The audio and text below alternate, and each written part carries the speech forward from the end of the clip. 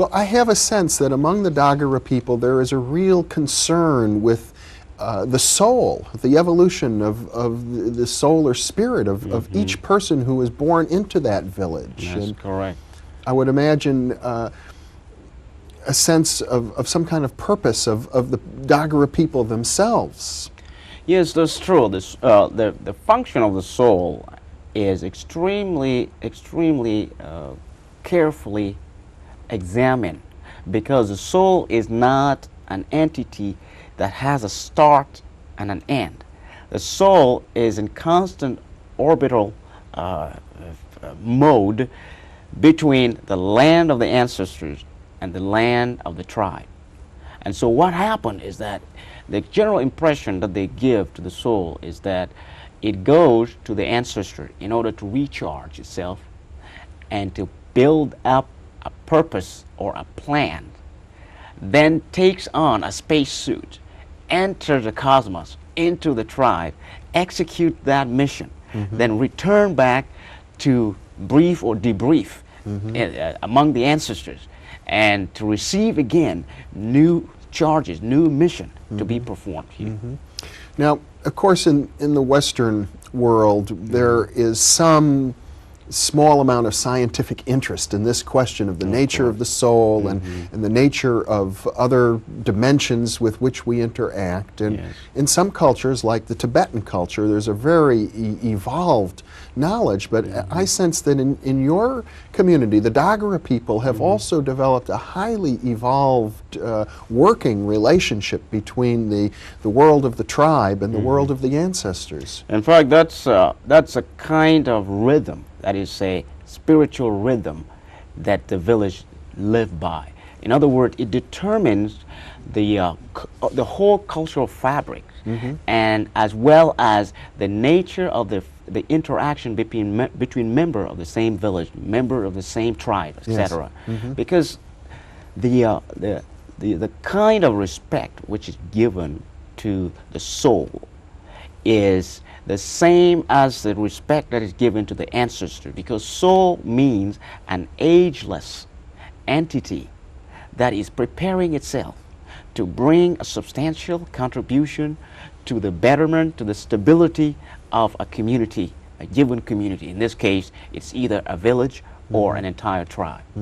And so therefore, the one thing that people get interested in is not so much the physical constitution, but the containment, or what is contained within that physical appearance.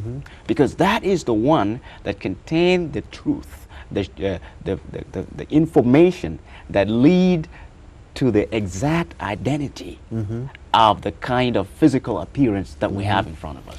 You even write about, in a very interesting way, in reference to your grandfather, who was your teacher when you were a child, about how sometimes he would take on a very smelly characteristic. He wouldn't wash, and he would cultivate really pungent, powerful odors around him. And this was related to maintaining the purity of the souls. In fact, that's true. The ancestral land is recognizable by its unattractive smell.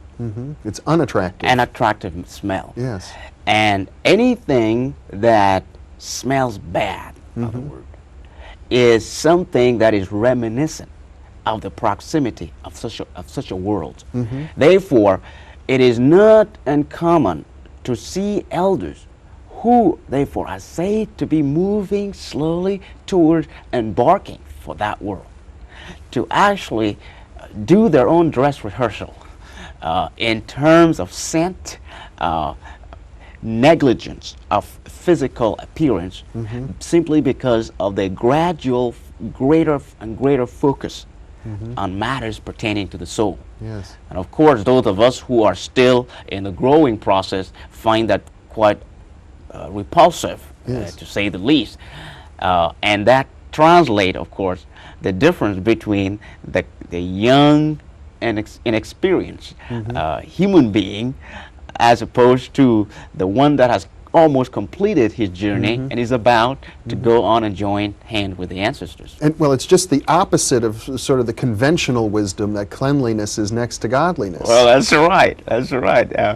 You know, there's room here, of course, to at least admit to the fact that, you know, what is embraced by one culture can be seen as upside down in another culture.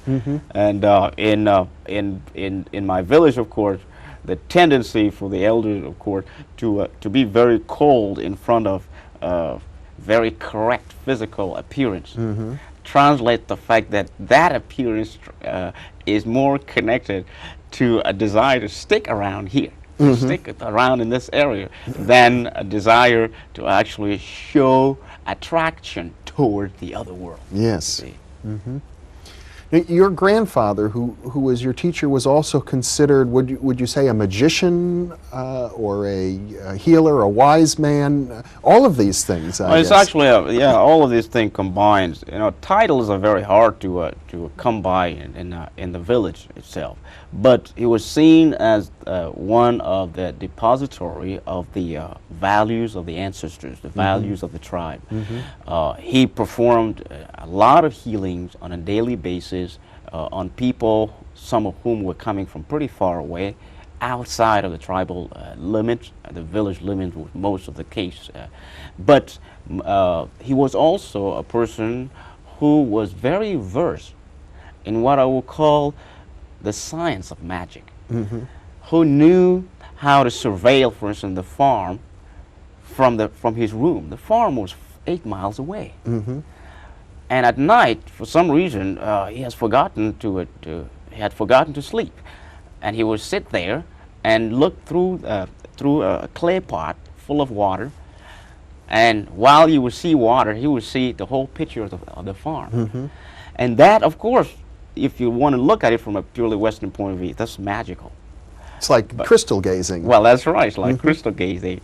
But it's also something that is based on certain subtle knowledge that only maybe a healer, a medicine man, and of course a priest of the traditional world is expected to know and to be able to demonstrate, not publicly, but at least to show that these are the means by which he assumes his responsibilities. You've written that among the Dagara people, there many different esoteric arts were practiced, and there were many different esoteric societies, each promoting a different specialized practice, and that although the tribal group was very open to accepting these things, it was very important that the esoteric practices be kept secret. That's right. This is because of the belief that is common in the village, that the hidden is alive and potent. In order to maintain power, I mean true power, that power must be hidden. You must surround that power with a great deal of secrecy. And therefore, disclosure of power was signs that that power was in the process of decay. Yes. So for some reason, becoming visible, or what they call entering the visible realm, was signs of sudden gradual erosion. Now, indeed, those different sources of knowledge that were currently practiced or exhibited in the village were done so by different group of people who sometimes would be in competition with one another. But that competition was mostly expressed in terms of how thick a veil of secrecy surrounded their power.